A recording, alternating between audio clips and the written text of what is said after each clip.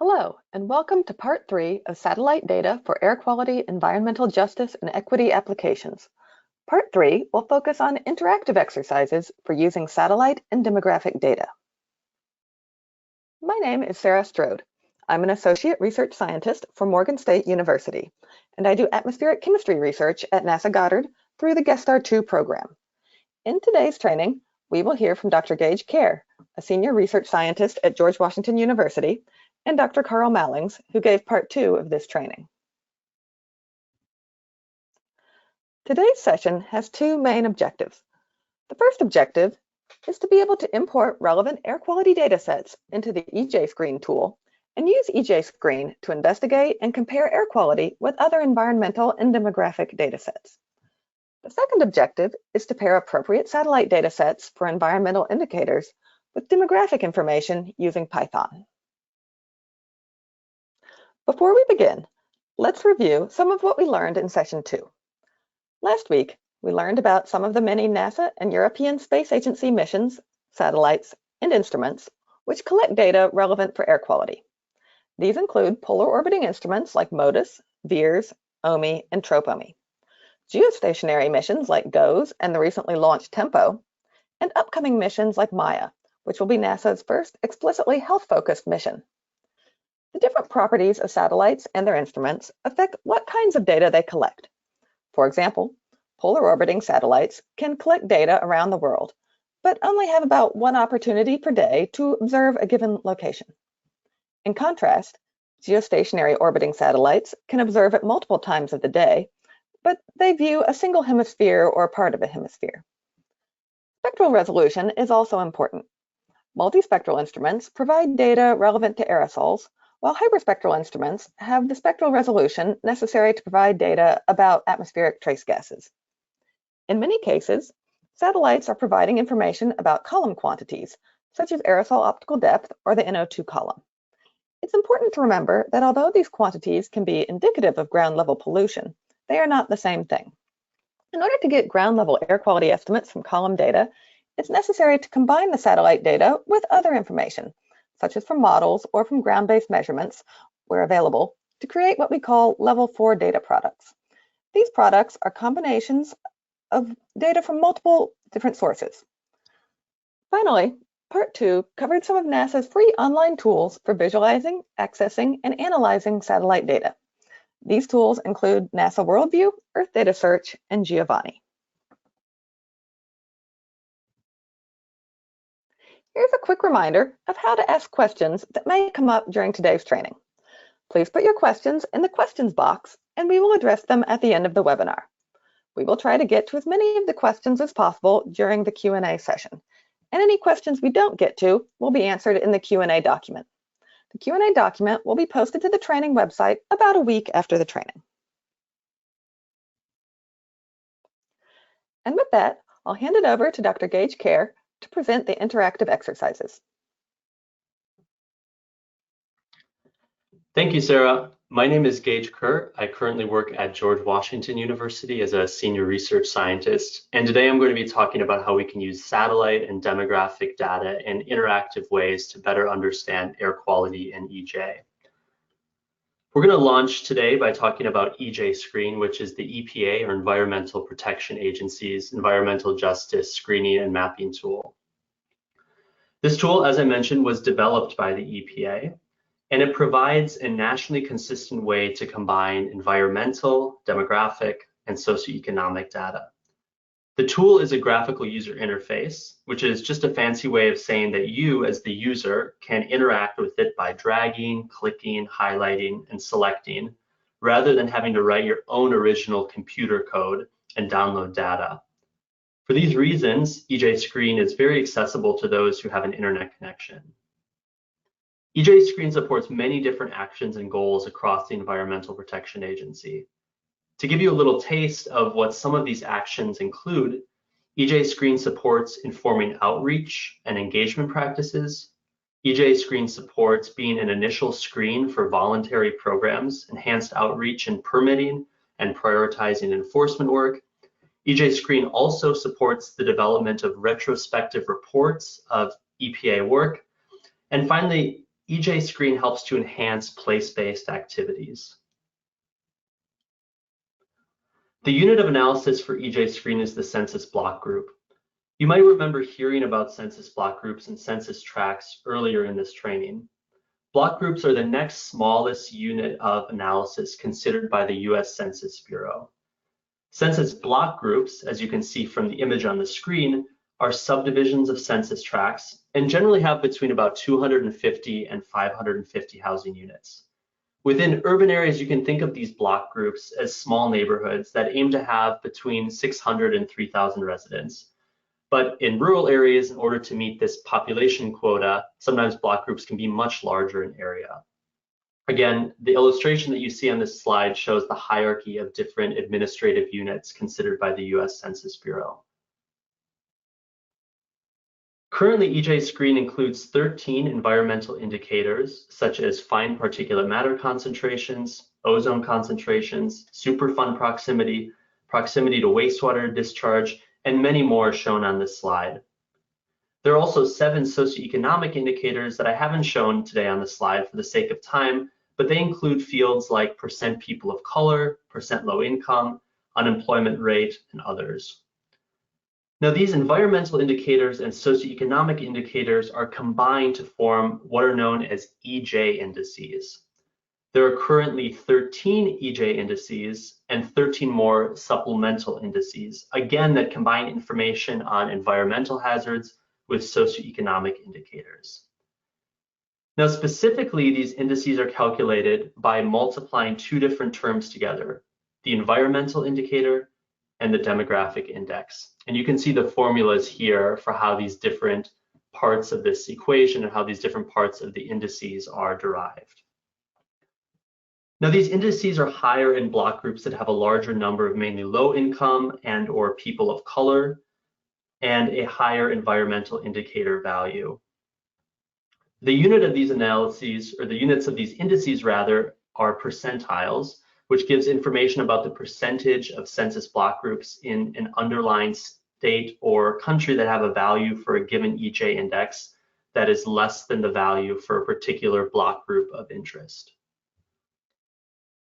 EJ Screen's data inputs represent a mixture of observed versus modeled or estimated products.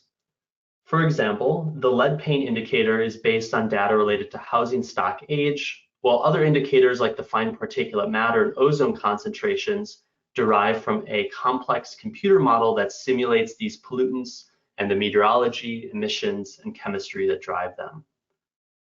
The time period that these different data inputs represent also vary across indicators, as you can see from the table in this slide. Some of the inputs are updated less frequently than others, but the EPA does try to update EJ Screen inputs as new data become available. The graphical user interface of EJ Screen provides a number of capabilities, including color-coded mapping, the ability to generate an EJ-related report for a selected area, as well as comparisons showing how a selected area of interest and its environmental exposures and demographics compare to the state or to the US as a whole. Now, no tool is perfect, and I want to spend a little time describing some limitations and omissions related to EJ Screen and how they relate to this training's focus on satellite data. First, EJ Screen indices represent screening level proxies for risk and exposure, and not actual risk and exposure. As I mentioned earlier, the unit of EJ Screen's indices is percentiles. And while these percentiles provide a useful perspective and put the indices in common units, they just tell us whether scores are equally common or equally rare. And they don't really mean that 2 different risks that might have the same percentile score are actually comparable. EJ Screen is also only available for the US, so folks eager to understand environmental or climate justice outside the US won't have this easy-to-use screening tool at their fingertips.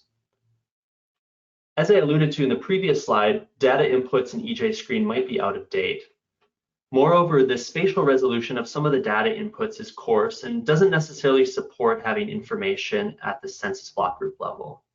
This is something I'm very passionate about because I feel that in order to really understand and act on some of the environmental justices that we know that exist, We need the highest resolution and state of the science data at our fingertips. To illustrate this point a little bit further, I want us to think about the fine particulate matter and ozone concentrations that are included in EJ Screen. These different data sets come to us from a computer model that has a 12 by 12 kilometer, or about 7.5 by 7.5 mile resolution across the US. If you're not familiar with model resolutions and some of this terminology, I want us to think of a fishnet. Imagine spreading a fishnet over the entire US. Now, each of the little cells or boxes that comprise that fishnet, you can think of those as the model grid cells.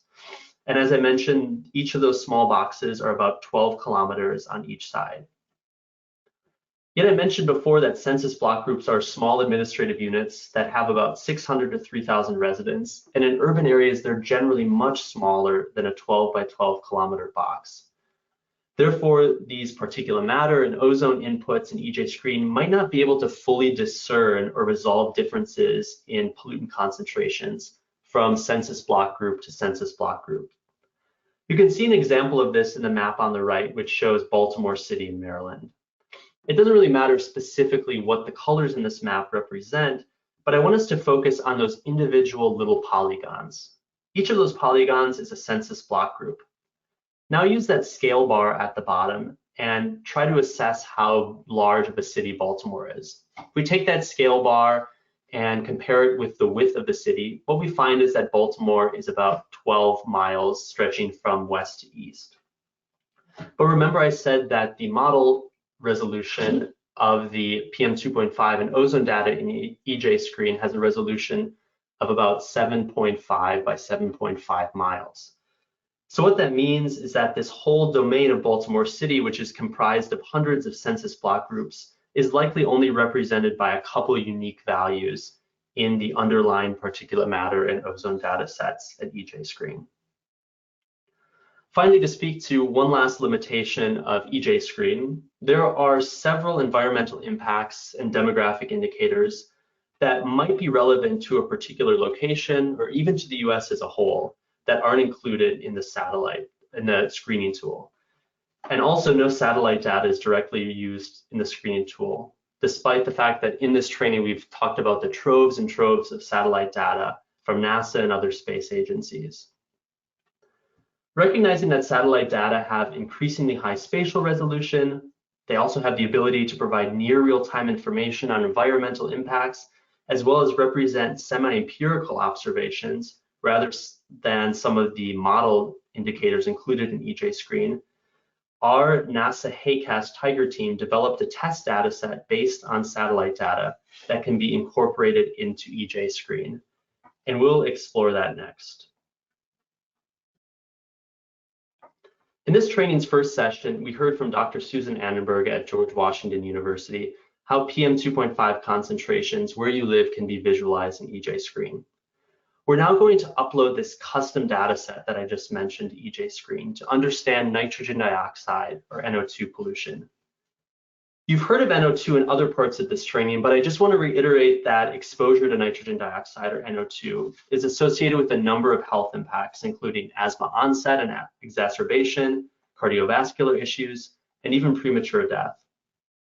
Nitrogen dioxide can also participate in chemical reactions in the atmosphere that can go on to create other health-harming pollutants like ozone.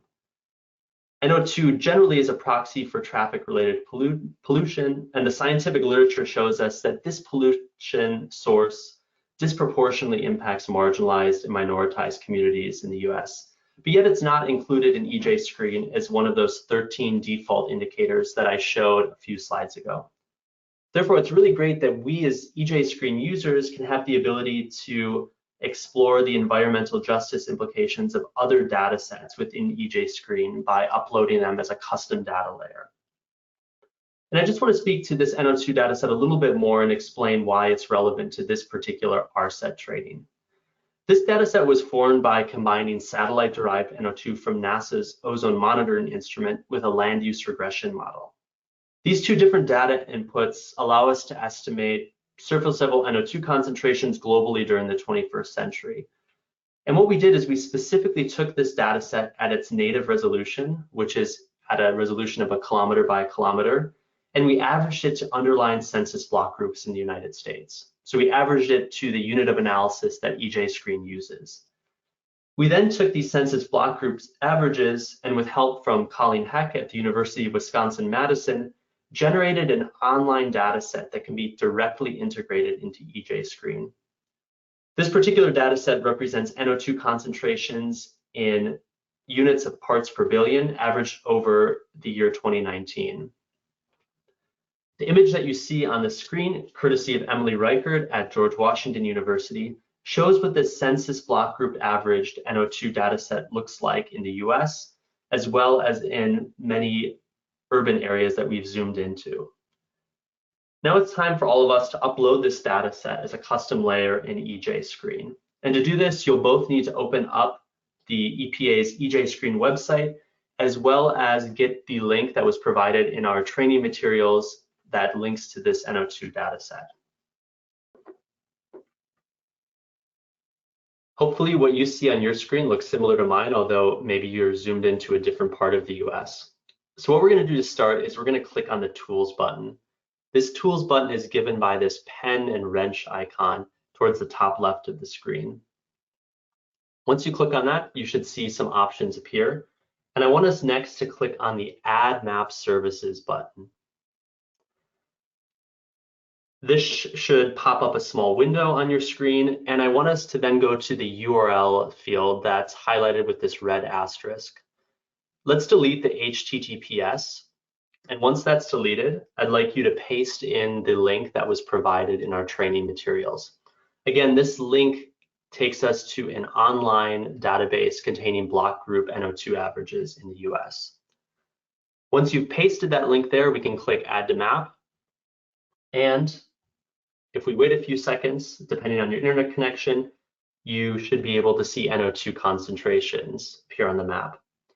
If your connection's maybe a little bit slow like mine, we'll maybe take a few seconds now and I'll just explain a little bit more of what is represented by this map. For your awareness, this URL links to an ArcGIS REST API, which is essentially a way that we can access maps, features, and imagery using ArcGIS online. Again, this map represents tens of thousands of block group averages of NO2 in the US, so it might take a little while to load. But hopefully me talking for a few seconds now has given your connection and this map enough time to load. So once it's loaded, you should notice that a box appears in the top right window. And this box details the legend for this map. So it shows us what the different colors represent regarding the different NO2 concentrations. So there you have it. Again, what you're seeing are NO2 concentrations that NASA satellite data have enabled us to estimate.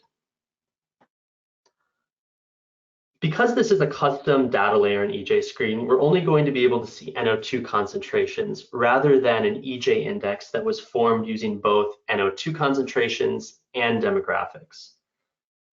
If you recall from one of my earlier slides, for environmental indicators that are included by default in the screening tool, such as PM2.5 and ozone, EJ-Screen computes those EJ indices, which again relate environmental information for a given block group with demographic information for that block group. So even though we don't have those EJ indices in the case of NO2, there is a crude workaround in EJ-Screen that I personally like to use when visualizing this custom data set. And this crude workaround will allow us to visualize the NO2 data set alongside information about demographics. And this crude workaround is what's known as EJ-Screen side-by-side map comparisons. So to access these side-by-side maps, I want us to click on the side-by-side comparisons in the map on the left. You might need to click out of this Add Map Services window, but then there, once you've clicked out of that, you should see these side-by-side comparisons under the Tool tab. So if we click on that, a new window or new tab should open. And unfortunately, we're going to have to repeat the process we just did and re-upload the NO2 data. So to do that, you can go to this Map Data dropdown on the map on the left. And the way that this Map Data dropdown is configured is a little bit different than what we saw in the previous slide, but you'll notice at the top there is an Add Map Service radio button. And if you click on that radio button, you should see a pretty familiar screen pop up that has a place for you to copy and paste a URL. So I want us to repeat what we just did. We can erase this HTTP from the URL field and then repaste our link to the ArcGIS NO2 dataset. And then we'll click Update Map. Again, it might take a little while, but those NO2 concentrations should appear on our screen. Now on the map on the right, we can add demographic data. And again, look at these two different variables, NO2 and demographic side by side. So to add data to this map on the right, we can click on the Map Data drop-down menu on the top. And by default, the demographic radio button should be highlighted. And then we can start playing around with the different categories and variables. You'll notice that there are several different broad categories ranging from education to health to population. And then each one of these categories has a whole slate of variables associated with it. You can peruse what these different categories and variables mean on your own time, but what I want to focus on now is the population category. This category contains a lot of the familiar race, ethnicity, and age information that we might think of when we think of census data. So once we've selected the population category, we can go to the variable drop-down menu, and I want us to scroll down to the percent or PCT people of color population. If we click on that and then hit Update Map, it might take a second or two, but we should now see a different variable appear. And again, this variable summarizes the percent people of color in each census block group. And just one last thing before we start exploring these different data sets, if you want to know what the different colors represent, you can hit the legend button on the top right of each map, and then you'll see a color-coded legend showing what's shown for the different maps. As you zoom in and out of this map and pan from north to south and east to west, you'll notice that the two different maps mirror each other. So it allows us to, again, see NO2 and demographics in the consistent regions or cities. So I want to spend a few minutes now and scroll over to Baltimore City. Baltimore happens to be where I'm sitting as I make this recording. And I want us to explore how we can use these side-by-side map comparisons to think about this traffic-related pollutants and demographics in Baltimore City. So I'll zoom into Baltimore, and I encourage you to do the same. For those who might not be familiar with Baltimore, it's on the US's East Coast. It's a little bit north of Washington, D.C. And if you're able to zoom in, you might see this boundary that looks kind of like a square with a triangle attached to the bottom. That is Baltimore City. Let's start by looking at this map on the right, which again shows the percent people of color. What you might notice right off the bat is that there's a lot of racial segregation in Baltimore. You'll notice two lobes of the city called East and West Baltimore, where there is a very high proportion of people of color. If you read literature on the history, urban planning, redlining, or other related topics in the city of Baltimore, you might see these parts of the cities referred to by sociologists and urban planners as the quote-unquote black butterfly. The part of the city that I'm tracing now with my mouse that runs more or less due north-south and then extends eastward along Baltimore City's harbor tends to have a larger proportion of white residents, as you can see from the lighter colors. And this part of the city in the literature is often referred to as the white L. Now the NO2 map on the left displays a slightly different pattern of variability than that racial map on the right that we just summarized. One thing to notice that if we look at the legend is that for most of the domain that we're zoomed into here, NO2 concentrations are either this darkish orange color or various shades of red, maroon, or even black. So this means that almost all NO2 concentrations in Baltimore are estimated to be above 6 parts per billion. The reason that I'm highlighting this right now is because back in 2021, the World Health Organization released new air quality guidelines based on the latest epidemiological evidence. And these guidelines recommended that annual average NO2 concentrations, which is what's shown here for 2019, should not exceed approximately 5 parts per billion. What we see in this map is that much of the city of Baltimore exceeds these guidelines. And of course, this finding isn't unique to just Baltimore, but is fairly commonplace across global urban areas. The highest levels of NO2 are located in Baltimore city center, near what's referred to as the inner harbor. These high concentrations extend radially outward for about a mile or so. But you'll notice that there are some pockets or islands within this domain that have higher NO2 concentrations than might be expected given their surroundings. One example of this you can find in the NO2 map on the left, where interstates 95 and 695 intersect. And I'm highlighting that area here with my mouse. So specifically, you'll notice here that concentrations are around 12 to 15 parts per billion and are higher than some of the immediately surrounding areas. And this finding of pockets or islands of areas with higher NO2 extends to other parts of the city and generally are co-located with places that have heavy industry or mobile sources of NO2. Now, although I mentioned that the map showing the percent people of color on the right displays different patterns of spatial variability than the NO2 concentrations on the left, there is some correspondence. One example of this is if you look at the neighborhoods of Curtis Bay, Cherry Hill, and Brooklyn, and I'm zooming into them right now. One thing to note on the map on the right, showing the percent people of color, is that there's a census block group near these neighborhoods that's comprised entirely of industrial facilities, logistics centers, transportation terminals, and the like. So this block group has a population of 0, a permanent population of 0, so it's not colored in this map. However, if we look at the population and the percent people of color of some of the nearby census block groups, what we see is that they have a very large proportion or percentage of people of color living in them and represent environmental justice communities. If we shift back to the map on the left showing NO2 concentrations near this Cherry Hill, Curtis Bay, Brooklyn area, what we see is that NO2 concentrations are high, about 12 parts per billion or even greater. What's more is that there are other parts of Baltimore that are equally equidistant from the polluted city center that have much lower NO2 concentrations. So these Cherry Hill, Curtis Bay, and Brooklyn neighborhoods are quite unique in how overburdened they are with pollution. And this finding doesn't just extend to NO2 pollution, which is what we're showing here, but also extends to other air pollutants and air toxics. Now, why might this be that these neighborhoods are so overburdened with NO2 and other forms of pollution? Well, for those of you who might have some familiarity with Baltimore and local knowledge, what you might know is that there's an incinerator, a railroad facility, 2 nearby power generation facilities, and a smattering of highways and interstates that all surround these neighborhoods and contribute to this pollution problem. About 10 years ago, a report released by the Environmental Integrity Project said that despite improvements made to 2 nearby power generation facilities, Curtis Bay was the top zip code in Maryland for air toxic pollution.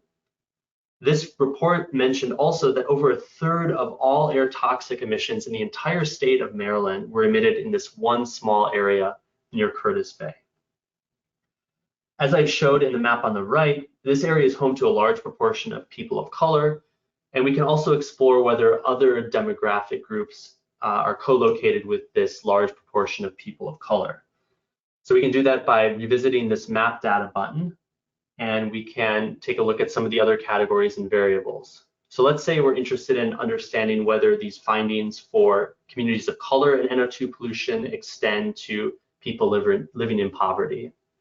So we can go to the income poverty tab, and then we might look at fields like the percent household income less than, let's say, $10,000.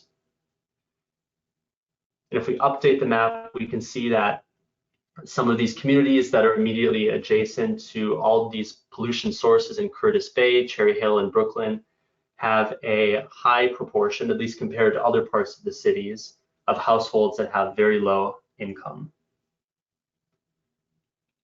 Now, this anecdotal example from Baltimore speaks to the utility and power of EJ-Screen. With just an internet connection and this link that was provided to you through the training materials, we can zoom into a city or region of our choice and use our local knowledge and context to understand some of the co-location between air pollution and other environmental hazards, as well as demographic indicators. This specific example we just went through for Baltimore, again, was made possible by leveraging Earth observations of nitrogen dioxide pollution from satellite instruments.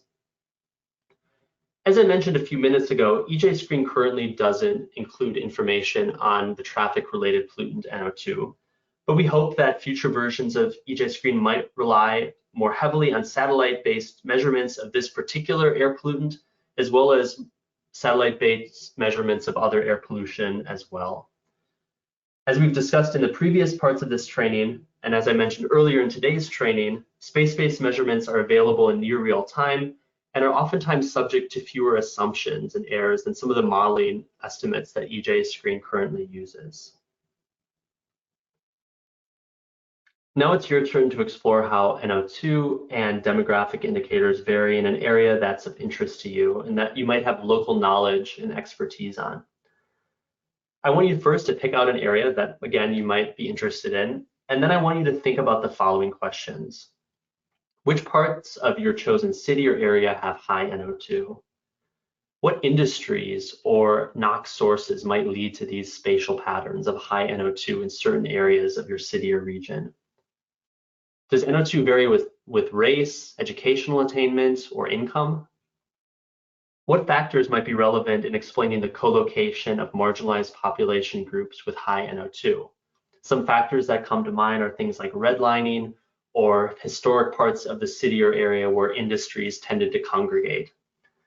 And then finally, are there known NOx sources that aren't apparent in the region that you're interested in? I'm going to leave up these questions and pause now for a few minutes while you explore this tool. If you have any questions or experienced any problems, please feel free to put them in the chat and they'll be addressed by trainers as time allows.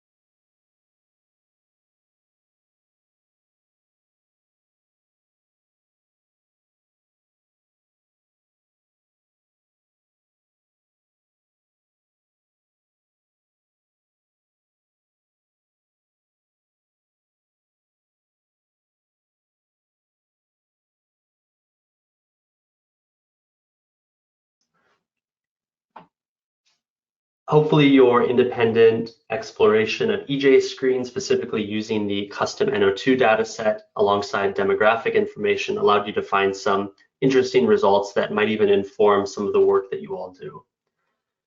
We're going to pivot now and talk about another tool that we can use to understand air inequality in the US.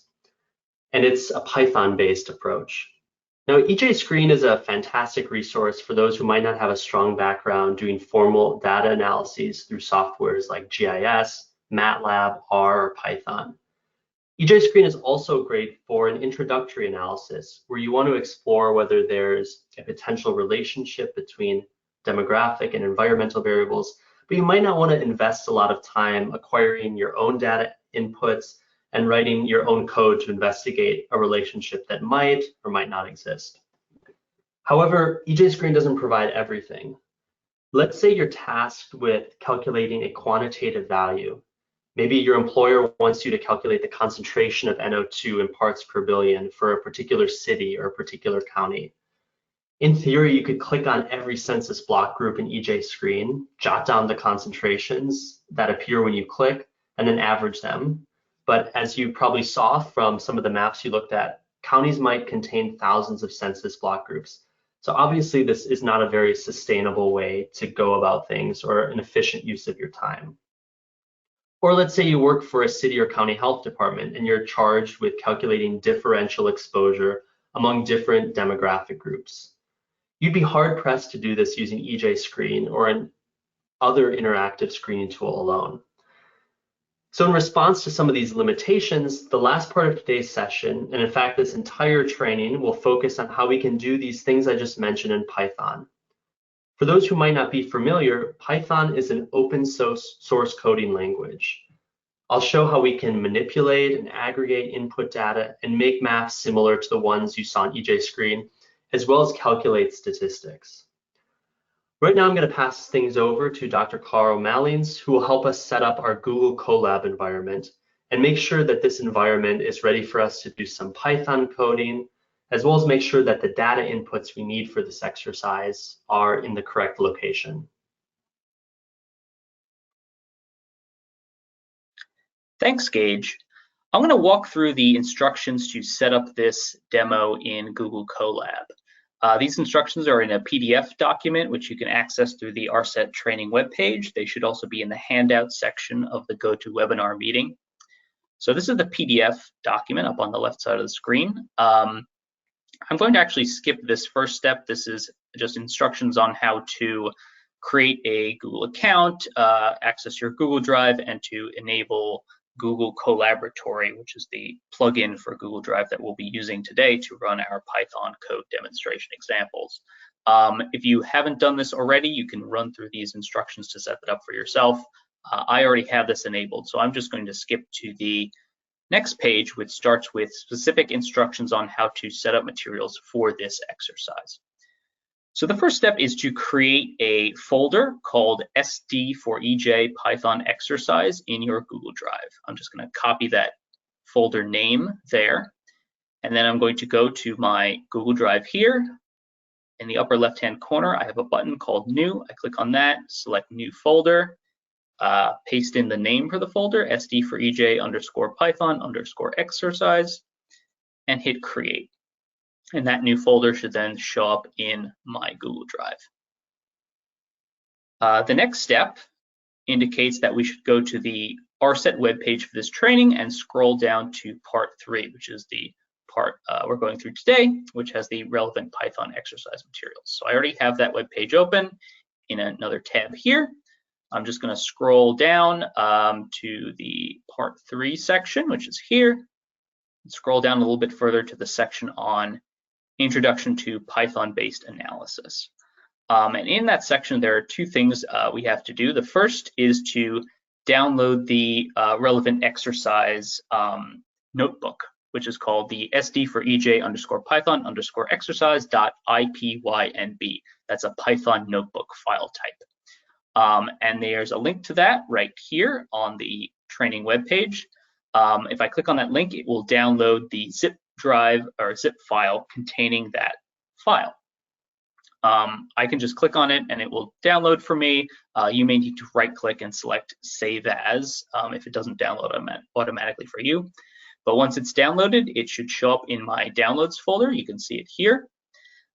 Before using it, so this is a .zip file, I need to extract the content. So if I right click, extract, however you typically use zip files to extract them, and you'll see the IPYNB file, the Python notebook file, has been extracted from that zip file.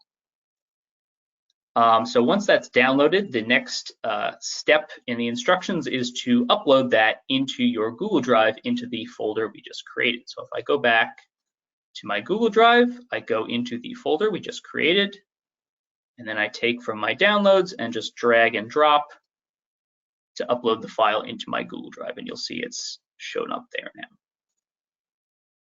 The next step, go back to the ARSET webpage and click on a link to open the Shared Exercise Materials folder. So if I go back to the training webpage, right under the link I just clicked to download that file, there's another link here, Python Exercise Materials folder. If I click on that, it will open up a shared Google Drive with a folder inside called SD for EJ Python Exercise Materials. Basically, this folder contains all the materials, the data we'll be using in our exercise today. And rather than having you download that data directly, what we've decided to do for this training is show you how to set up a remote link or a shortcut to this shared folder in your own Google Drive. So to do that, we follow the next few steps in the instructions, which are to click on the folder, click once, and then right click. Under the Organize menu, there's an option to add shortcut. If I click on that button, it will show up a list of places where I can add my shortcut. Here on the suggested menu, I already have my SD for EJ Python exercise folder, already shows up on the suggested menu. It may not do that for you since it's a new folder you just created. You can always go to the All Locations button here, double click on your drive to open, and then browse through until you find that folder. But since it's showing up for me there, I just click on that folder where I want to add it, and I press the Add button. And now if I go back to my own Google Drive, inside that folder we just created earlier, in addition to the IPYNB file we uploaded, there's now a second object here, which has this little icon here. This is a shortcut to the shared SD for EJ Python exercise materials folder. So once we've done that, the next step is to open up the exercise in Google Colab. So for me, since I've already enabled Google Colab, if I just double click on this folder, it will automatically open in a new Google Colab tab. If it didn't do that automatically for you, you might right click on it under Open With. For me, again, there's an option for Google Colaboratory. I'd click on that. Otherwise, you click on the Connect More Apps button here, and it'll bring up this menu. If you type in the search Colaboratory right there, it should come up here. For me, it says it's already installed because I've installed it already. If not, you might have to click on this and go through the instructions to install Colaboratory. But meanwhile, so I've opened up the exercise in Google Colab. Just a little bit about Google Colab. This is an environment for running different types of code remotely without using your own computer's resources to run them. In this case specifically, as I mentioned, we're running an IPYNB file, which is a Python notebook, or sometimes called a Jupyter notebook, Jupyter is how it's spelled, but Jupyter notebook. This is basically an interactive version of Python code, and the notebook contains different types of sections. The first is a text type section, which you can see up here. This is basically just the instructions I just had you walk through to set up the exercise material. And the other type is a code type section. You can see the code, the Python code written here. In addition, you might notice if you scroll through the rest of these files that underneath the code sections, the output from the code is also embedded in the file. Just for ease of use with this type of file, you can save a version of the file that has the code outputs already embedded in the file. And we've actually shared a version like that with you just so you have access to the fully run and complete version of the code, just in case at any point in the exercise today you're not able to run a section. You'll still have access to what the output should have been if you were able to run it correctly, but hopefully that won't be an issue. But again, just in case, we want to include those outputs along with the code itself. If you want to start from a fresh version, underneath the edit menu at the top here, there's an option to clear all outputs. So if you click that, it would clear all the outputs from the code and you'd start from a fresh blank version. Again, we're not going to do that today, just to run through and I'll let you have access to the outputs just in case there's a problem on your end at any point, but hopefully that won't be an issue. So anyway, returning to the notebook, before running any of the code, we have to connect to an environment, and we do that in the upper right corner with this connect button here. So if I click on that button, you'll see some messages popping up, and eventually it'll give you a little green check mark. And what it's done is basically allocated you some disk space and some computing resources, some processors on a Google server somewhere. So you're not actually using your own computer's resources to run this code. The code's being run offsite at a Google server somewhere, and you're just seeing the outputs of that code. And this is very useful, so you don't have to go through any of the setup on your own computer to set up Python and install any of the required packages. Everyone who's running this code will be running from the same environment, running remotely, so it's not going to be affected as much by the peculiarities of your own system. And this, we just find this is a better way to share code and have it used by multiple people very easily without a lot of setup other than accessing the data that you need, which is what we just ran through. So the first step here, again, we've run through all these instructions. So the first block of code here is doing a couple things.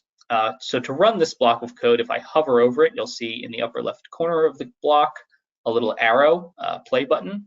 And if I click on that, it will start running this block. And what this block of code does is, first, it requests permission to access your Google Drive. And I'm going to go through the steps, say connect to Google Drive, select my account, and then press the allow to granted permission. And this will then grant Google Colab access to the data in your Google Drive. In addition to just granting access, it also performs two checks. First, it checks that in your Google Drive, there is this folder called SD for EJ Python exercise, which I had you create earlier. And then secondly, it checks that within that folder, there's a subfolder, or in this case, a shortcut to this folder, the exercise materials folder. And you can see in my Python, you can see the outputs. It says the exercise file directory was located, and then the shortcut to the training materials was also located, and says we're ready to proceed. Again, if it didn't find either of those two folders it was looking for, it would give an error message, and you'd go back and check that those were available. But since it says we're ready to proceed, I'm going to scroll down to the next section and hand it back to Gage, who will take us through the rest of the exercise. Thanks for assisting us with the setup, Carl. If you haven't already, please navigate to the part of the code that says install the GeoPandas package. And you can hit the play button between the brackets to make sure that this runs. I'll explain what GeoPandas is in a second, but hopefully you're able to see this little green check mark appear next to this snippet of code. Let's scroll down now to the part of the code that says import the required packages. That GeoPandas term that you just saw in the previous line of code now appears here next to an import statement. So let's run these statements, and I'll explain a little bit about what's going on when we run them. There are three different libraries here: GeoPandas, NumPy, and Matplotlib. These libraries are going to be essential to help us with our Python exercise today. GeoPandas allows us to read and plot a geodatabase. You can think of a geodatabase kind of like a typical CSV or Excel file, but a geodatabase also contains information about geometry. In our case, each row of the geodatabase represents a different census block group, and the different columns represent relevant variables like NO2 concentrations and demographic data. And then finally, to speak to what I just mentioned about geometry, one column of this geodatabase that we're going to use GeoPandas to analyze represents the geometries or the borders of census block groups. Moving on to NumPy. For those who might be familiar with Python, I'm sure you've heard of NumPy. NumPy is one of the most commonly used Python libraries, and it allows us to perform mathematical operations on our data. Finally, matplotlib is another very commonly used Python library that is going to assist us in creating data visualizations and plots. Now let's go to the next snippet of code and we can hit the run or play button. It might take a minute or two depending on your connection. What's happening here is that GeoPandas, that library that allows us to read geodatabases, is reading our input file. This file is one that I put together, and it represents NO2 concentrations and demographics in the state of Maryland. So the NO2 data used in this geodatabase that we're loading in here is the same data that we just used in our custom EJ screen layer. And you can recall that this data represents global surface level NO2 concentrations at a native resolution of 1 by 1 kilometer, but that we've averaged to underlying census block groups in the United States. The demographic information that's contained in this geodatabase comes to us from the US Census Bureau's American Community Survey, or ACS. The ACS is a nationwide survey that collects and produces information on housing, demographic characteristics, socioeconomics, etc., regarding our nation's population, and provides information related to these topics in the years between the decadal censuses.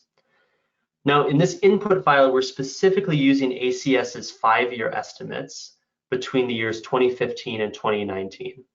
ACS also has 3-year and 1-year estimates, just for your awareness, but these 1- and 3-year estimates are not available at the census block group level and might actually be prone to additional uncertainties and errors based on the response rate and sample size.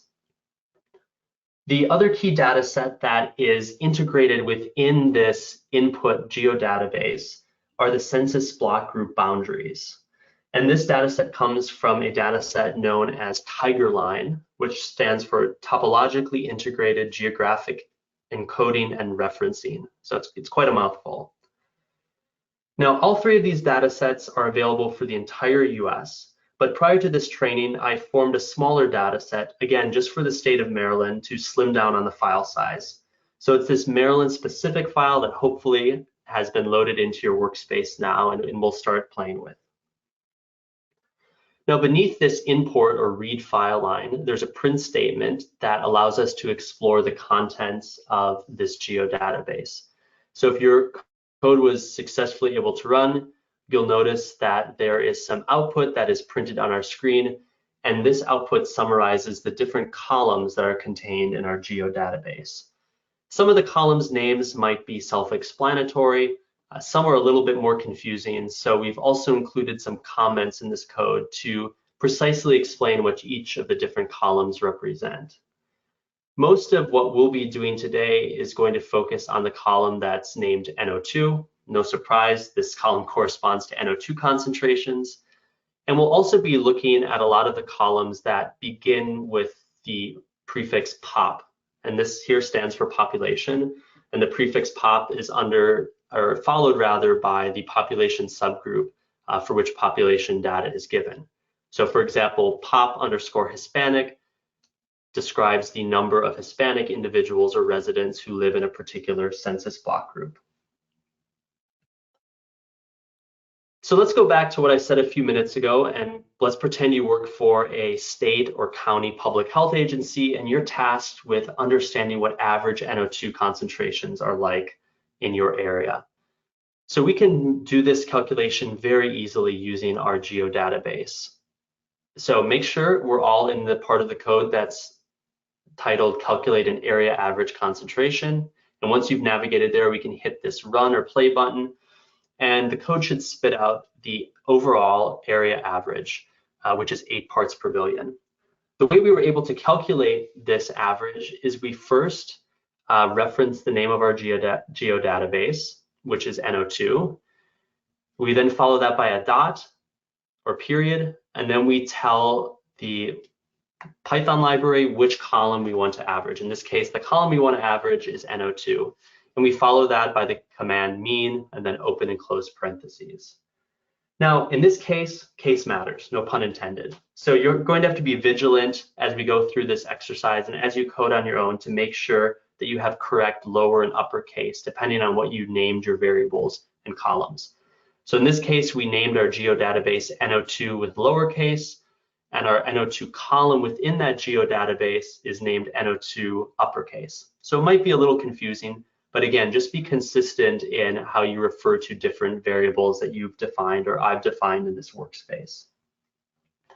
So what we find is that averaged over the state of Maryland, NO2 concentrations are 8 parts per billion.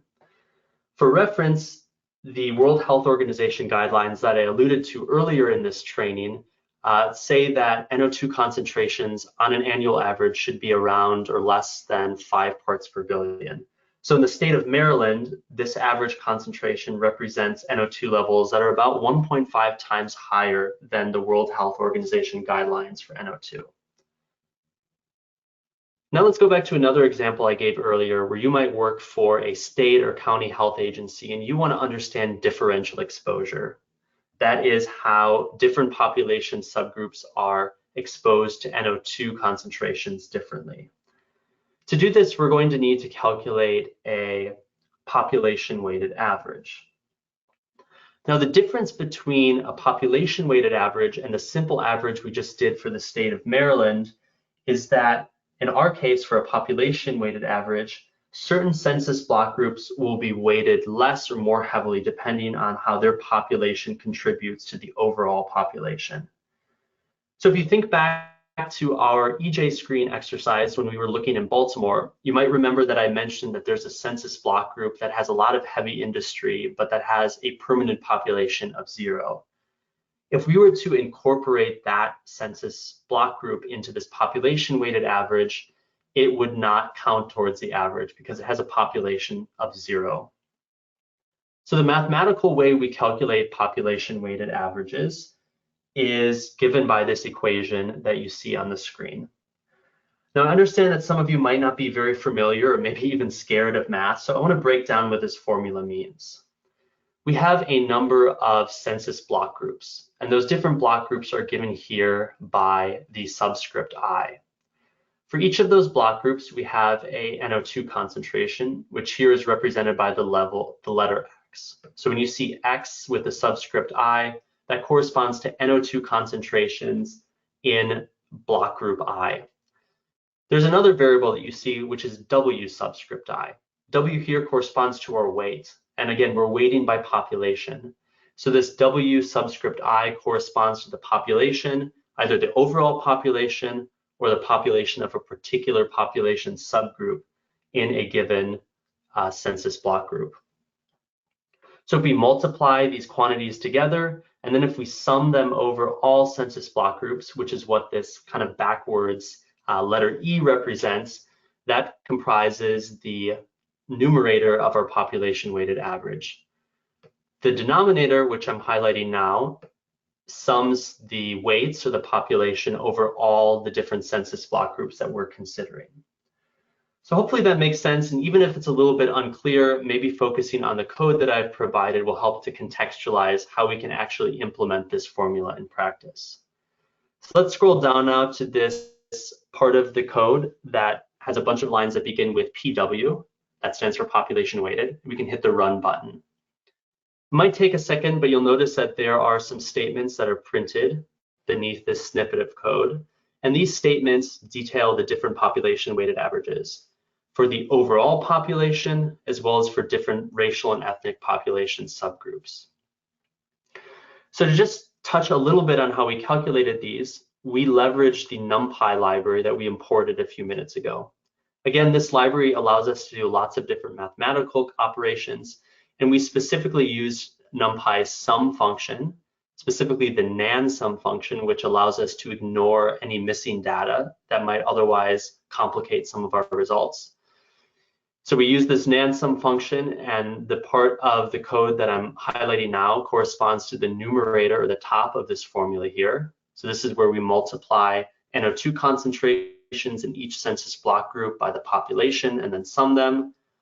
And then the part of the code that I'm highlighting here corresponds to the denominator, where we sum up the population over all different census block groups. So now that that deeper dive into what's exactly going on in the code is out of the way, let's take a look at the different population weighted averages, which again are shown in this print statement that I'm highlighting here. So you'll notice that not all these population subgroups experience the same levels of NO2. This probably isn't a surprise if you have read different sources of literature on environmental justice, as well as been attending earlier parts of the training. But it's interesting to really see some of these results become apparent for our case study of the state of Maryland. So what we see is that on average, the white population experiences the lowest level of NO2 at about 7.1 parts per billion. Now, the population subgroup that experiences the highest levels of NO2 is the Hispanic population. And NO2 levels for this particular population subgroup are 8.6 parts per billion. So about 1.5 parts per billion higher than the white population. Now, let's say we're also interested in calculating NO2 levels for different income groups. We can do that as well using Python. Now, in this case, we won't look at income-weighted concentrations in the same vein that we did for population-weighted concentrations, since race and ethnicity are more categorical, whereas income is more of a distribution or continuous. So in the case of income, we can define different income brackets and then look at NO2 concentrations for these different income brackets. In our case, we're going to define a high income bracket. So this is going to represent census block groups in Maryland where the median household income exceeds the 90th percentile. And this is given by the line of code I'm highlighting here. So what we specifically have done is use NumPy's nan percentile command to define what constitutes the 90th percentile. We can do the same to define a low income group.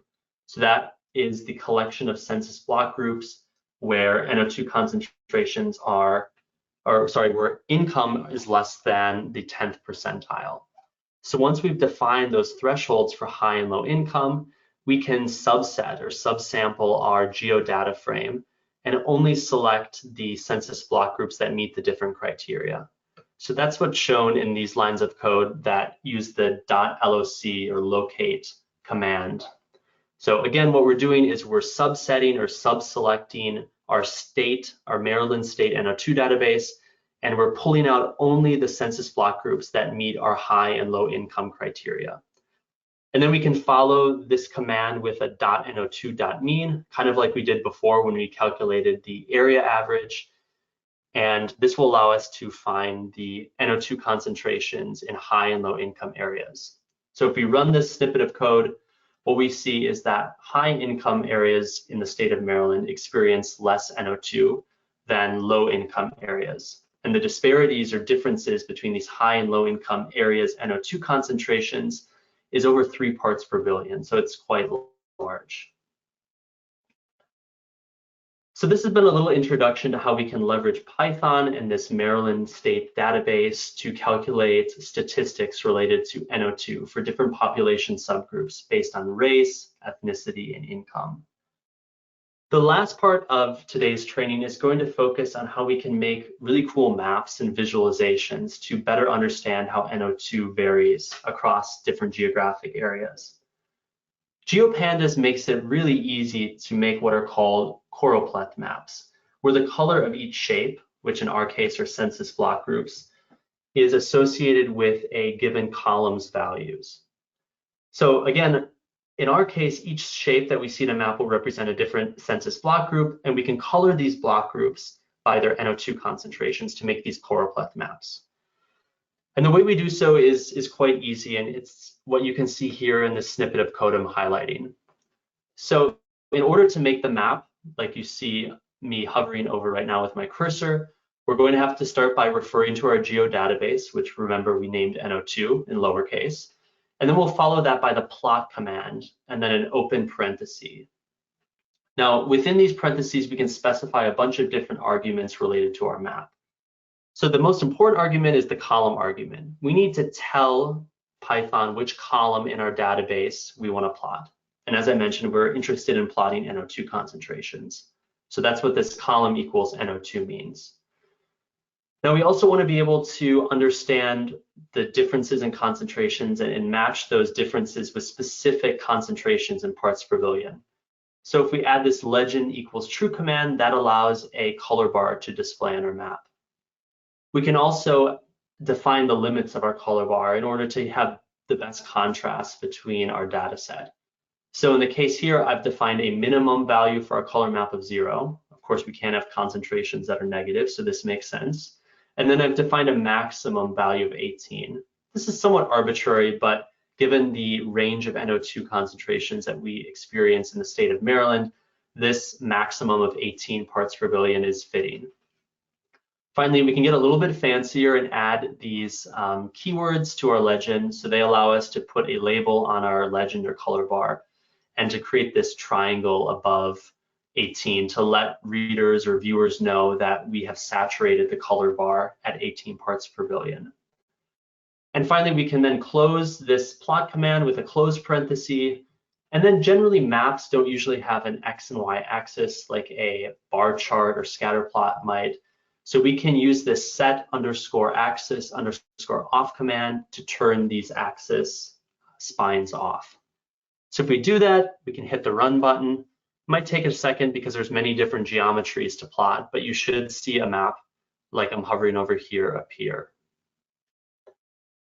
Now, I realize not everyone would be familiar with Maryland, but if you are, you might notice that there is an important part of Maryland, an important geographic feature that is missing. And that geographic feature is the Chesapeake Bay, which is one of the largest estuaries in the world. So if you were presenting this map to, let's say, going back to our example, a city or state or county health department, they might want to see these geographic bodies of water on their map so they could maybe orientate themselves better to where exactly they're looking at the map. GeoPandas makes it fairly easy for us to add other shapes or other geometries to these maps. So in our case, what I've done prior to this training is supplied all of you in our training materials with a shape file of Maryland's marine boundaries. You can often find shape files that are freely available for various geographic features like the Great Lakes, like oceans, like rivers. So again, I've just done that and I've put this shapefile corresponding to Maryland's Chesapeake Bay in our materials folder. Now, the way that we're going to add this shapefile or this geographic data set to our map is going to require us to rework things a little bit. So I'll walk us through what we're going to do now.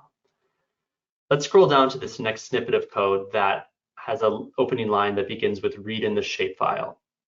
We can run it, and as it's running, I'll walk us through what's going on. So this line that begins with the phrase shore or the word shore, this is similar to what we did earlier in this part of the training, but instead of reading in our geo database for Maryland's NO2 and demographics, we're now reading in information about the Chesapeake Bay and its boundaries. Again, it might take a little while since the Chesapeake Bay has pretty complex geometries. But then once that's loaded in, we are going to define an axis and figure. So we can think of these as kind of a parent plot on which we can put both our NO2 concentrations as well as the Chesapeake Bay shoreline.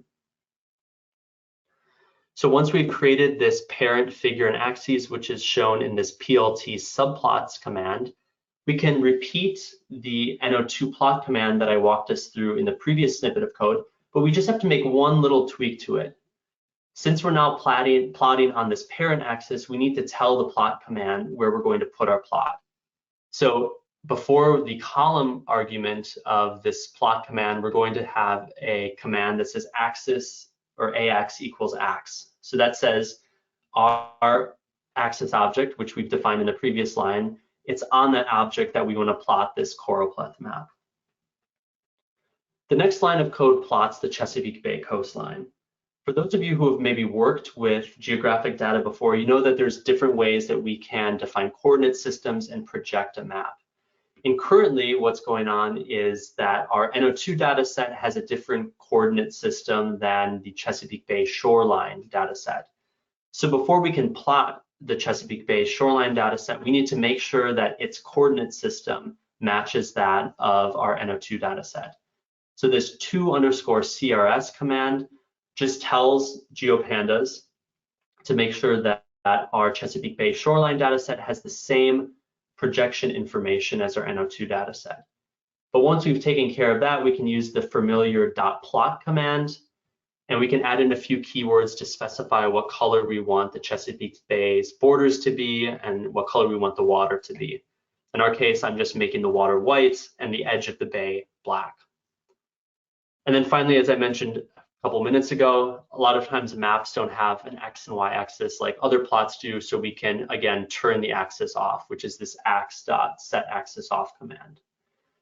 So hopefully that explanation makes sense. And hopefully in this amount of time, as I've walked us through what's shown in this snippet of code, you've been able to run this segment of code and see Maryland's NO2 concentrations plot back up, as well as the Chesapeake Bay appear. Now, let's say you're interested in zooming into a certain limited geographical portion of the state of Maryland. Let's say this region is the Baltimore-Washington corridor that we've been focusing on throughout this training. We can do that pretty easily using the setXlim and setYlim commands. So this next snippet of code adds those commands in. The first 4 lines of the snippet are what we just did above, so I won't really spend much time explaining those again. But if we want to zoom into a certain region, we'll just add a couple lines of code. Again, this setXlim and setYlim commands. And we can just pass those different commands our latitude and longitude bounds in units of degrees. And then doing so will allow us to zoom into just the Baltimore-Washington corridor. So while that loads, there's just one final last command that I want to introduce us to today. It's one of the built-in commands with Matplotlib, and it's the savefig command.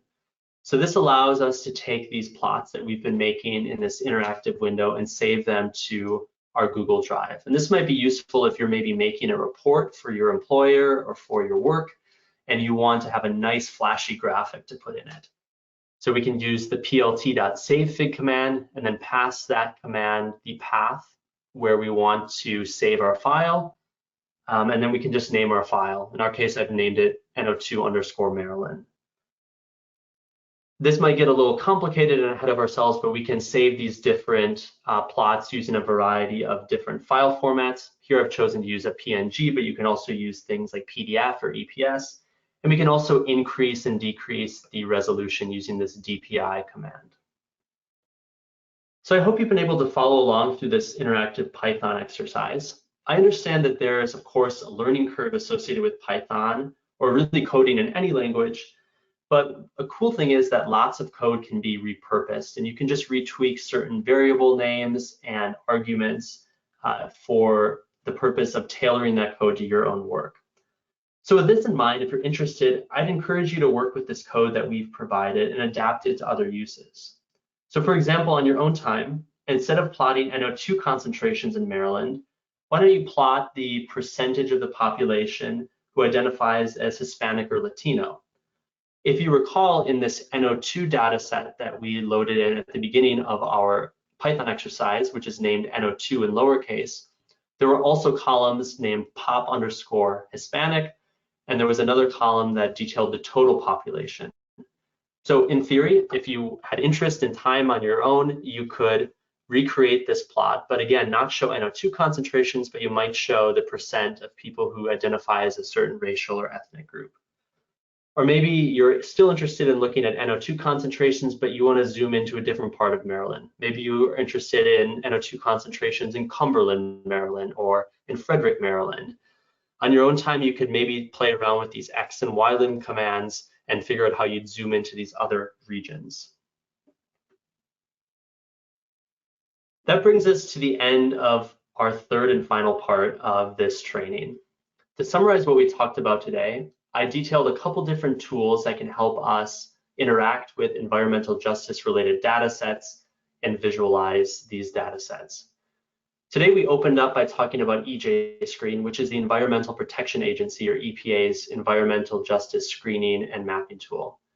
This data set is really cool because it uses nationally consistent data and is super accessible to those who have maybe a limited knowledge of computer programming, and allows us to start to explore different data sets and understand patterns of injustice without having to find our own data and reformat it ourselves. We then talked about Python, which is an open source coding library. Although understanding and using Python requires a little bit of background knowledge or practice, it allows us to be really customizable in how we analyze data sets and make statistics. And another great thing about Python that I've alluded to several times now is that it's freely available and open source, meaning you'll never have to pay for it. I'll pass things over now to Dr. Sarah Strode for a wrap up for this entire training. Thank you, Gage, for taking us through those interactive exercises. Since this is the final portion of this three-part webinar on satellite data for air quality, environmental justice, and equity applications, we'll now go through a brief overall summary of the training. During this training, we saw how remote sensing data can provide a valuable resource for environmental justice applications. In addition to our focus on air quality, we saw examples of a variety of applications, including green space, lights at night, drought, and heat and energy. Combining satellite remote sensing data with socioeconomic information can provide evidence of disparities, inequality, and environmental injustice. Some of the strengths of remote sensing data include its extensive spatial coverage, which provides us information over large areas of the world and helps us understand how air quality varies over space and time. Another strength is availability in regions where ground-based observations are not available. However, when using satellite data for a particular application, it's important to consider the temporal and spatial resolution of the remote sensing data product and how to relate column quantities to the pollution levels in air we breathe near the surface. We discussed satellite data products relevant to air quality, and at the end of this presentation, we provide links to some of the resources that were discussed for accessing and visualizing the data. And finally, we went through demonstrations of EJ Screen and Python tools for analyzing remote sensing data for EJ applications. This training also includes one homework assignment, which opens today, September 6th. You can access the homework from the training webpage and submit your homework via Google Forms by September 20th. In order to receive a certificate of completion, participants need to have attended all 3 live webinars and complete the homework by the September 20 due date. You will then receive the certificate by email approximately 2 months after completing the course. And now I would like to offer a big thanks to Gage Kerr for today's hands-on demonstrations, and to all of the guest speakers who contributed to this training. Your work has highlighted the scope of different environmental justice issues that can be assessed using satellite remote sensing data, along with the benefits and the challenges of working with remote sensing data in these types of applications. Thank you for sharing your work and expertise with us. On this slide, we've provided contact information for our trainers, as well as links for ARSET and our sister programs. We've also provided links to some of the resources that were discussed during the webinar, and you can find additional links in the Part 1 and 2 trainings as well. These slides will be available on the ARSET website, so you can refer back to them. I would also like to highlight one of the resources we listed on the previous slide, the Air Quality Data Pathfinder. This is another place to find information on data sets that are commonly used for air quality research and applications, and you can see some examples listed here. The Air Quality Data Pathfinder is designed to help guide users through the process of selecting and using data sets applicable to air quality, with guidance on spatial, temporal, and spectral resolutions.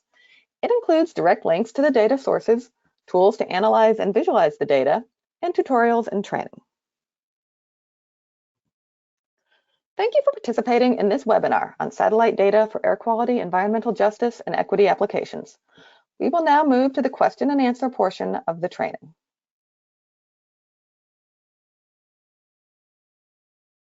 Thank you, Sarah. I'll be handling the question and answer portion of the training. And to start off with, we had actually a couple questions on the theme of the fact that the EJ Screen tool is available only in the US. So if you're working outside the US, how can you find, or do similar tools exist, and how can you find that information? So Dr. Gage Kerr, I believe, has some resources he'd like to share with us. if you're online. Yes, Carl, are you able to hear me? Yes, go ahead. Okay, great. Yeah, thanks for the great questions. As Carl mentioned, EJ Screen currently is only available for the US, and given that the EPA is a US government entity, it's likely that this tool will be available just for the US for the foreseeable future. There are some resources, such as an EJ Atlas that I've linked in our questions and answer document, that might help depending on exactly what environmental stressor or hazard you're interested in. Also, I know what I'm about to say is maybe a lot of work, but if folks on today's training are particularly savvy when it comes to coding, in theory, you could make your own version of EJ Screen for a given area. I shared in today's training the equations that are fairly simple, from which we calculate EJ indices. So if you had environmental information like NO2 or PM data sets, as well as demographic information, you could average those data to underlying administrative units. It might be parishes or departments, depending on the country you're in, and then calculate in a similar fashion to EJ Screen, EJ index. Okay, thank you. So question 2 is about if the EJ Screen model does not include NO2, does the screen add it, or does the ArcGIS software include a model for it? We are assessing cancer risk in census blocks. So this question actually came in before we went through the EJ Screen demo, where we showed you how to add the NO2 data set created by the George Washington University team and others into EJ Screen and how to use that. So hopefully by watching that demonstration, you now know how to include that data set in EJ Screen. Of course, if you want to use this at another time, that data set will still be available for you to use in the future. And we also have data to access the native data. If you want to, for example, look outside the United States, there's a link in this Q&A document, which has resources detailing the data set and how to analyze it, and you can discuss with us if you have any questions about how you might do that for other applications which might not be within the EJ Screen area of application. Okay, so question 3. NASA info regarding air quality concentrating on or concentrations of NO2 or PM2.5 is available only for the USA. I'm interested in Europe. So again, the demonstrations we gave today were focused on the US, in part because the EJ Screen tool, as we discussed, covers the United States only. But the data sets we discussed, especially in earlier parts, in part 1 and part 2 of the training, many of those have global coverage. So I'd encourage you to refer back to part 2 to look for specific data sets that have global coverage and might apply to your area of interest. Question 4, where can we get resources to locate this type of satellite data map service? I'm not sure exactly what this is referring to, but I think the question relates to basically finding other types of satellite data which can be ingested into EJ Screen in a manner similar to what Gage showed us today. And I think we had the answer to a previous question. Basically, unfortunately, this does require some familiarity with GIS to reprocess available satellite data sets into the kind of data sets that could be ingested into EJ Screen. So again, I think if you have that interest, you can reach out to Dr. Gage Kerr after the training, and he can help guide you in the right direction as to how to do that analysis. I don't know if you want to add something else to that, Gage. No, I think you covered it well. Thanks, Carl. Okay. So question 5, regarding the NO2 data and the population in Baltimore, I was wondering if the population data is updated or how often it's updated and if it corresponds to census data. So we've linked here the information page, which is associated with the EJ Screen. So that details the data sources they're actually using. And for the population information specifically, the website says that these data are derived from the US Census Bureau's American Community Survey, which in the case of EJ Screen uses estimates gathered over the 5-year period from 2017 to 2021. And there's an additional reference there for more information on how those population estimates, what they are and how they were derived. So question 6, do you recommend using EJ Screen to look at rural communities, or are there more data gaps? Gage, I think you provided the answer for this. I don't know if you want to elaborate on that. Sure. Another great question. The data that are used in EJ Screen are available on a national level, right? There's not really gaps in the data, which is one asset or strength of EJ Screen. With that being said, though, as I mentioned in the answer for this question, there might be some considerations that you'd want to think through before launching into an analysis in rural communities. So I've touched on one in the response. One that came to my mind is that census block groups, which is the unit of analysis that EJ Screen uses, are optimized for population. And we all know that rural areas are less populated, so census block groups might be really large in area. And the reason I bring that up is because let's say you're interested in a certain source of pollution in rural areas. When you average the native data sets used in EJ Screen over really large areas, it might kind of wash out or diminish the importance of that source. So hopefully that explanation and example makes sense. That's not at all to say that you can't use EJ Screen in rural areas, but it might just be important to think through exactly what you're interested in and how that particular source or stressor is represented in the screening tool. All right, thank you. And I think this next question is for you as well. So regarding the communities with a higher percentage of color in Baltimore who are subjected to higher levels of air pollution, are they underrepresented or purposely uninvolved politically with the environmental consequences from local industry? Or are they mainly living in these higher polluted areas due to financial reasons, since communities near heavy industry will likely be cheaper to live in? I'll just start off by saying, I don't live in these communities I highlighted, so I'm speculating here, but I think for whoever asked this question, all of these factors are at play.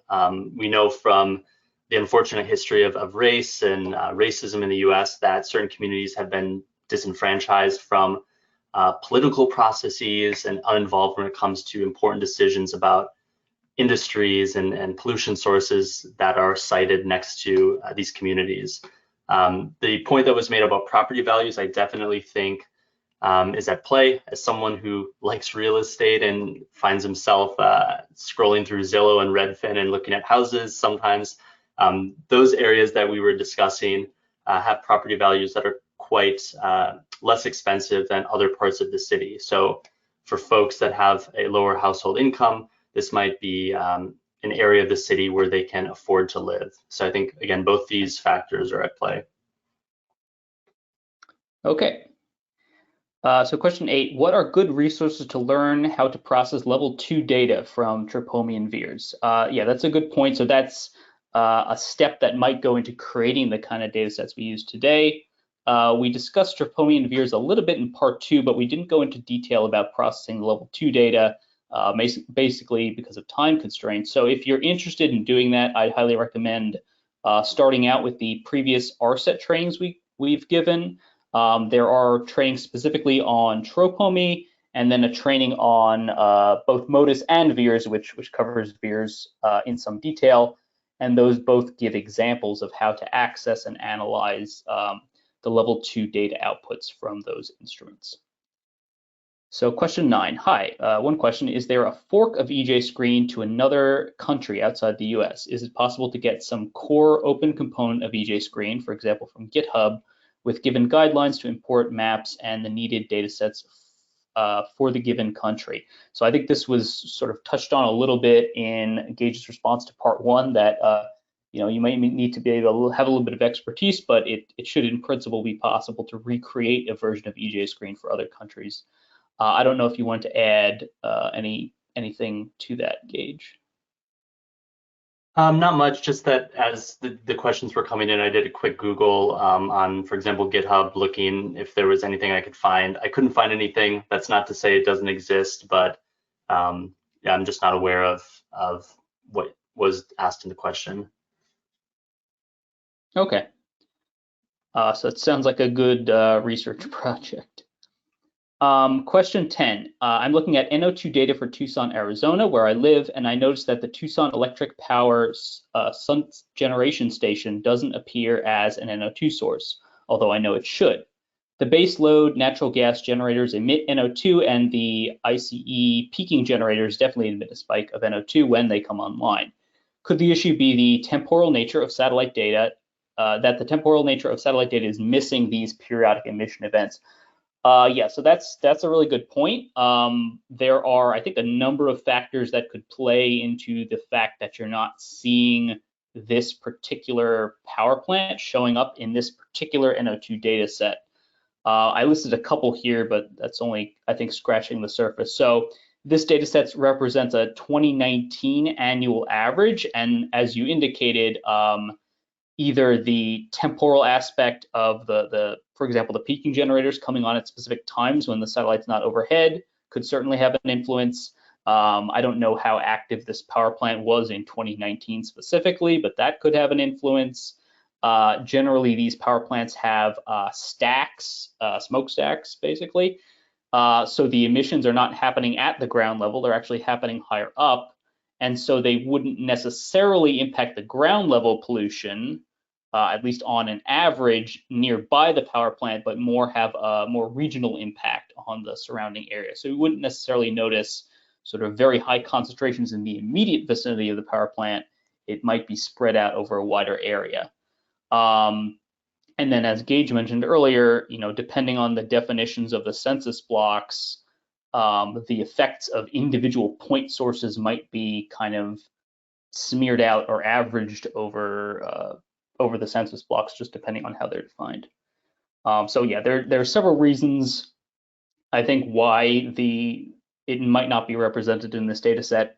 I would maybe encourage, if possible, to take a look at if there are surface-based NO2 monitors in the vicinity of that power plant.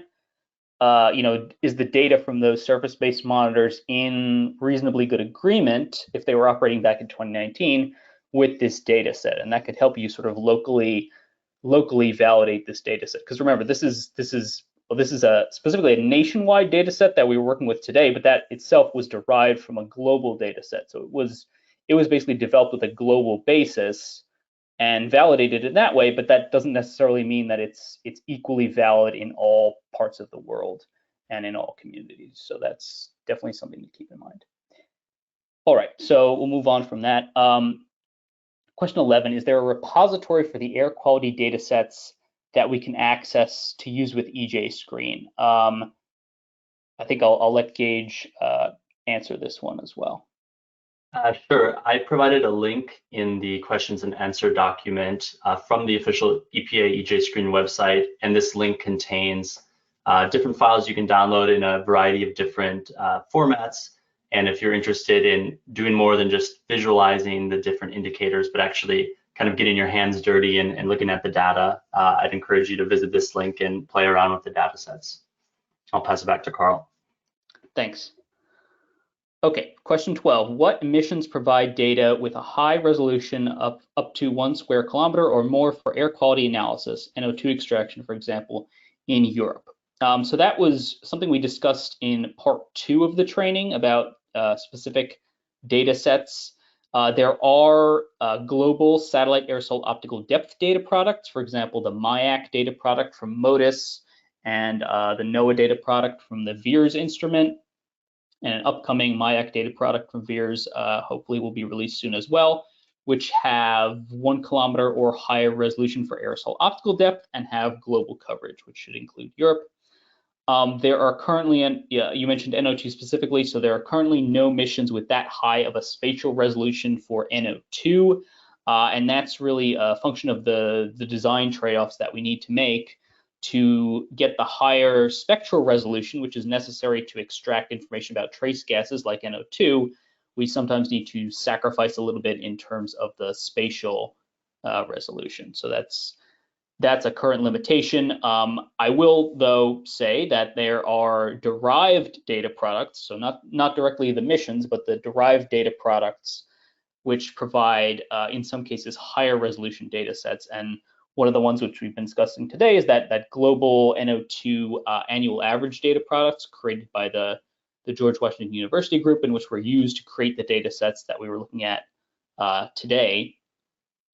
So I have a link in the Q&A document to those data sets. So those are, not directly satellite data products, but they incorporate multiple sources of information, which allow them to extract some higher fidelity features and get higher resolution data from those data sets. All right, so question 13, when I open the file with Colab, I get the message and a stack trace.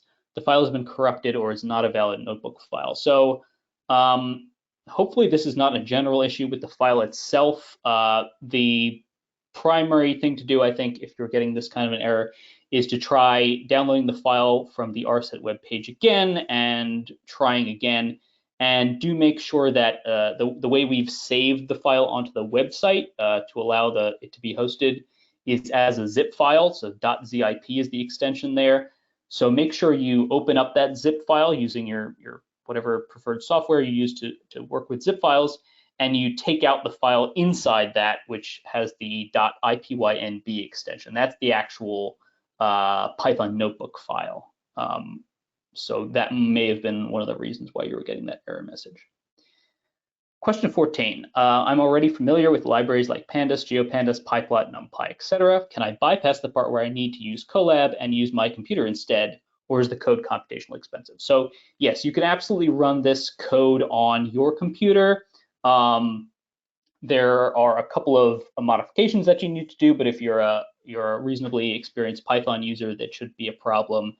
You would have to, of course, install all the packages that you need to run the code, and you'd have to modify some of the file paths to correspond to the directory on your computer instead of the Google Drive directory.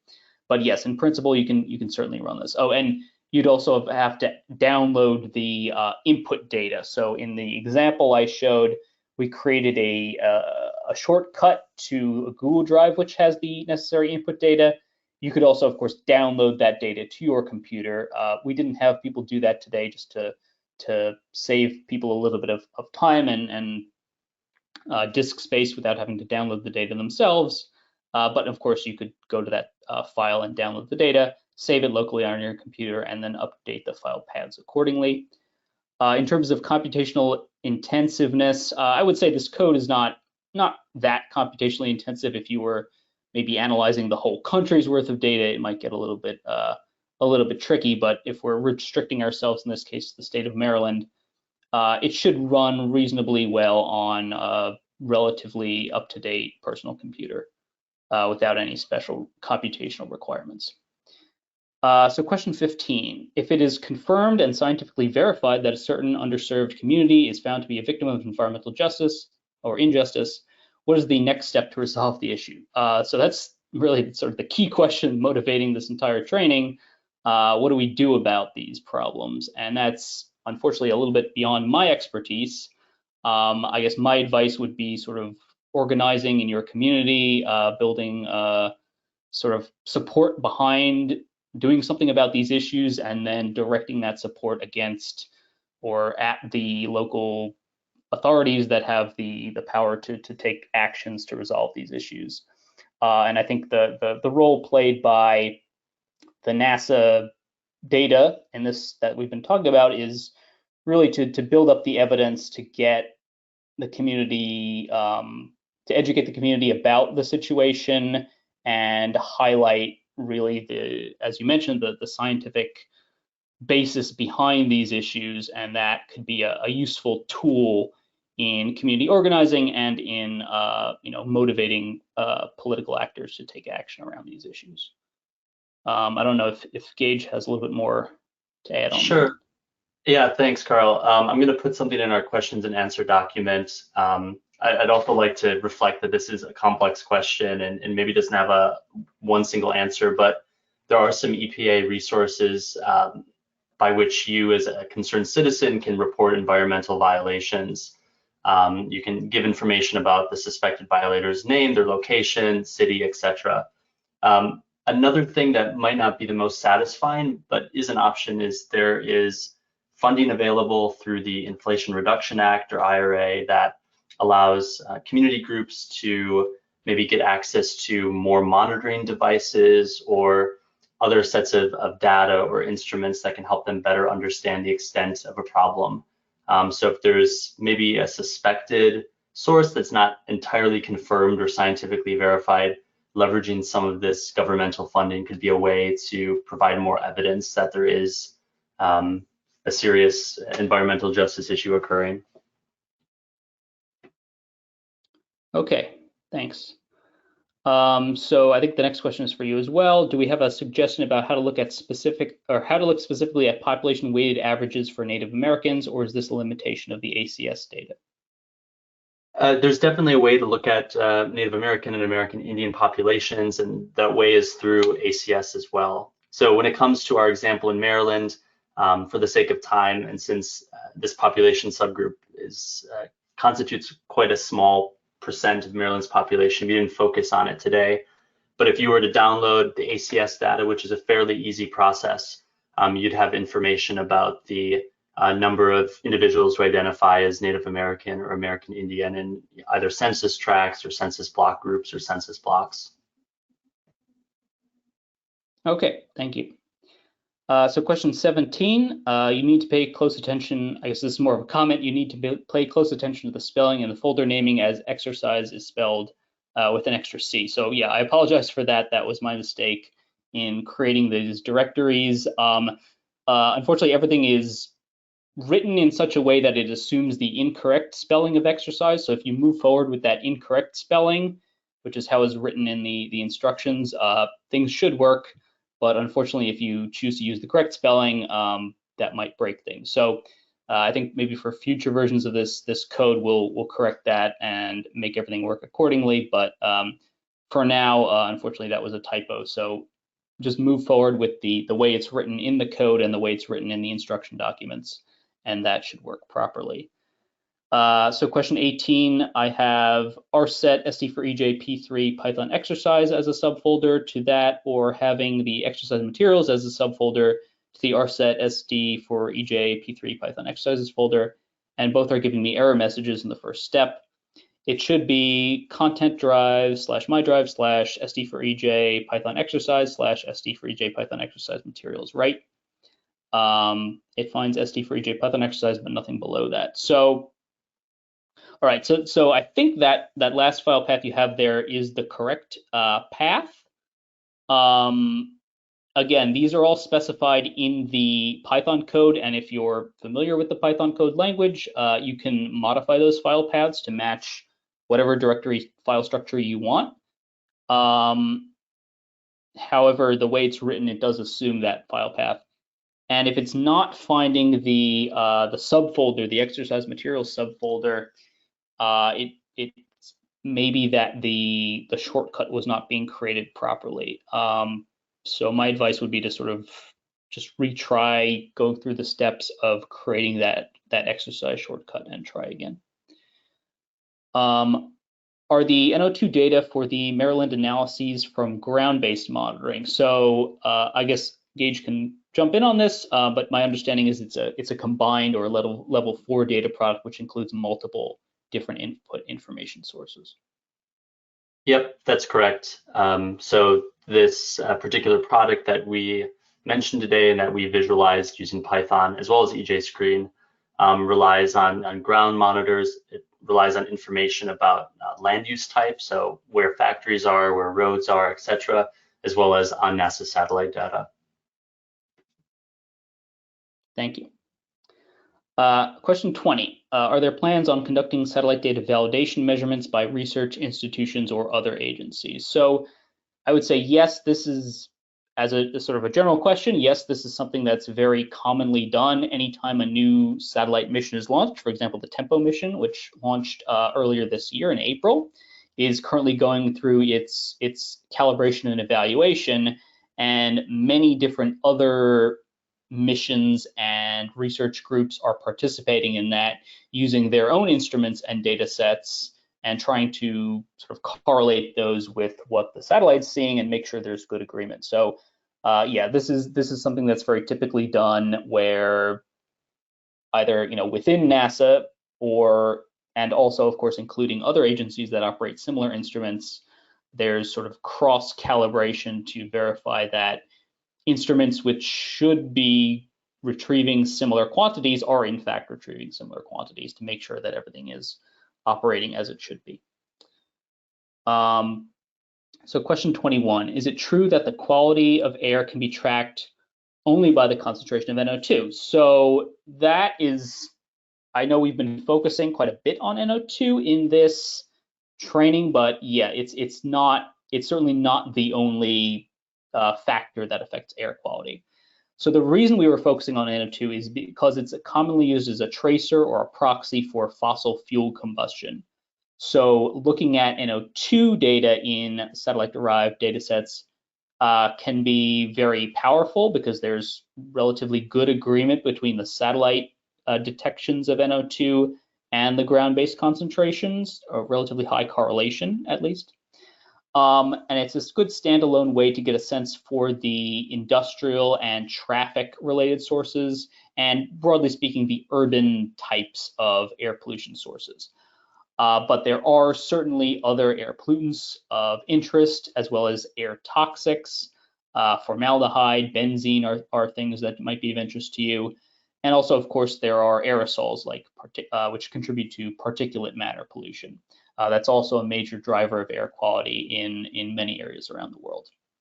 And those other pollutants could have very different patterns of spatial and temporal variability than NO2. So I would say while NO2 is a good starting point, especially if you're starting to use satellite data to look at air quality, it's certainly not a comprehensive metric of air quality. So question 22, is there a way to download data sets from EJ-Screen for my region and get NO2 data for other states similar to what was provided for Maryland? I think, again, this was sort of addressed in some of the earlier answers. For example, question 11. Gage, I don't know if you want to add anything else onto this here. No, I think you said just about everything. In addition to question 11, a couple other places in this Q&A document, I've provided a link to where you can access the NO2 data. The one caveat is the publicly available NO2 data currently are available in a gridded format. So this goes back to what I mentioned earlier about imagining a fishnet spread over the US. There are plans to perhaps release this data set down the road in census tract averages. So stay tuned in the future for information on that. Okay, great, thanks. And then question 23, are there pitfalls or common assumptions about analyzing environmental justice that people should be aware of? For example, how safe is it to assume a nearby emission source is the cause of pollution in a neighborhood, and what might lessen uncertainty? I guess, Gage, do you have any comments about that? Sure, it's a great question, and of course it's difficult to attribute pollution experienced in a particular neighborhood or a census block group to a particular source without doing more complex work. And by more complex work, I mean model simulations where you might try to turn on and off, so to speak, the different sources and understand how pollution changes. With that being said, though, NO2, as we've discussed in previous parts of this training, has a very short lifetime, which means that it hangs out or sticks around near where it's emitted. So if you have a case where there is a maybe factory or incinerator or a really busy highway intersection in a neighborhood and not much else, we might be able to reasonably assume that the pollution, the NO2 pollution in that area is due to that particular source. So maybe this isn't the most satisfying answer, but I think it's kind of a case-by-case basis that we have to think about the pollutant of question, we have to think about the other sources in the area, and having those answers will help us understand how much stock we can place in our kind of attribution. Mm-hmm. And yeah, as you mentioned, it's source apportionment or source attribution is, I think, the term that's used for this kind of an analysis. So if you're interested, you can look up literature about those topics and get a lot of ideas on how that might be done. And then if I can just say one more thing too, to go back to the first part of this question, there's of course a whole body of literature thinking about how we refer to marginalized communities. So when the person who asked this question asked about pitfalls, I think we should be cognizant of the way we refer to communities, making sure we place their humanity in front of any kind of stressor or marginalization that they feature. There's also the possibility that some research in the space of EJ might further stigmatize these communities by maybe suppressing property values. So for those of you who are interested in research on this topic, being cognizant of ways that our research might further stigmatize these communities is something that we should keep in the back of our minds. Actually, the front of our minds, not in the back. Yeah. Okay, yeah, thanks for that. Okay, so question 24, what format do satellite data have to be in order to load into EJ Screen or Python? I think Gage, for EJ Screen, the ArcGIS format, you can talk about that a little bit. Yeah, let me start with Python since that's a little easier. I'll just say that Python is pretty flexible in that it can, with the correct libraries, accept a variety of formats, whether that be the geo database like we use today, whether that be a .r file like you might use in R, or whether that might be a CSV or Excel file. When it comes to EJ Screen, though, if you're trying to upload a custom layer into the tool, you'll need to use the ArcGIS REST API. So that was that kind of long link with a lot of letters and numbers that was provided to you for you to upload as a custom layer. So producing those ArcGIS REST files is a little bit more involved, and that might require you to have knowledge of GIS as well as a GIS license. Okay. Thank you for that. I think we're coming to the end of our allocated time. So we're gonna bring the question and answer session to an end now. If there are any additional questions that come in, again, we'll be compiling them all into this Q&A document and finalizing our answers, and that should be shared out via the ARSET webpage soon. The homework for this training is also going to be available through the ARSET webpage for the training. And again, you need to complete that homework in order to get a certificate for completion for the course. So just keep an eye out for that. So thank you everyone for sticking with us through the whole training and all 3 parts of the training. And thank you, of course, to Gage and all of our other contributors who helped bring their knowledge on these topics to us over the course of this training. So have a good rest of your day, everyone.